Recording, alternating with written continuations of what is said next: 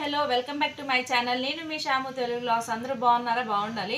ఈరోజు మీకు ఒక హోమ్ టిప్ కానీ దేనికైనా పనికొస్తుంది. ఇది మన మార్కెట్లో దొరికి ఎంసీల్ అనమాట. మనకు ప్యాకింగ్ వచ్చి 10 రూపీస్లో ఇది అవైలబుల్లో ఉందండి.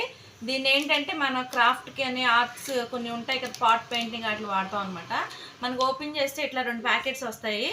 వీటిని కూడా ఓపెన్ చేసి చూపిస్తాను.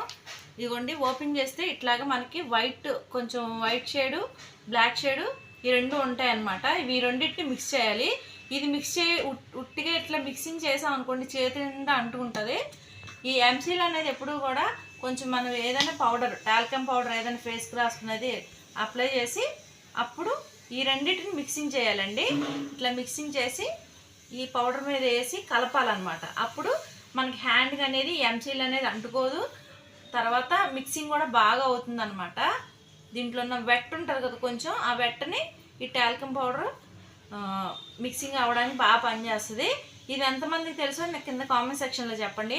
ఇది తెలియని వాళ్ళు ఉంటారు కదా, వాళ్ళ కోసం చెప్తున్నాను, తెలిసిన వాళ్ళ కోసం కాదు. దీంతో మనం రకరకాల బొమ్మలు కానీ, పాట్ పెయింట్ కానీ ఏదో ఒకటి చేసుకోవచ్చు అనమాట. ఆల్మోస్ట్ ఇయర్ రింగ్స్ కూడా చేసుకొని హ్యాంగింగ్లా చేసుకోవచ్చు. ఇవ్వండి, ఇప్పుడు నేను దీనికి ఏది వాడుతున్నానంటే షింక్ దగ్గర చిన్న హోల్ అనేది పడింది అనమాట, దానికి యూజ్ చేస్తున్నాను. కొంతమంది గిన్నెలకు కానీ, ప్లాస్టిక్ టబ్స్ కానీ, చైర్స్ కానీ కొన్ని ఊడిపోయినవి ఉంటాయి కదా, వాటికి ఉపయోగిస్తారనమాట. చూసారా ఎంత బాగా మిక్స్ అయిపోయిందో. హ్యాండ్కి కూడా ఏం అంటుకోలేదు పౌడర్ వల్ల. జనరల్గా నార్మల్గా ఉంటాయి హ్యాండ్స్. దీన్ని ఇట్లా అప్లై చేసేసి పౌడర్ని ఇట్లా రోల్ చేసుకుంటే రెండు ఈక్వల్గా మనకి కలిసిపోవాలి. ఎక్కడో కూడా వైట్ అనేది తెలియట్లేదు చూసారా.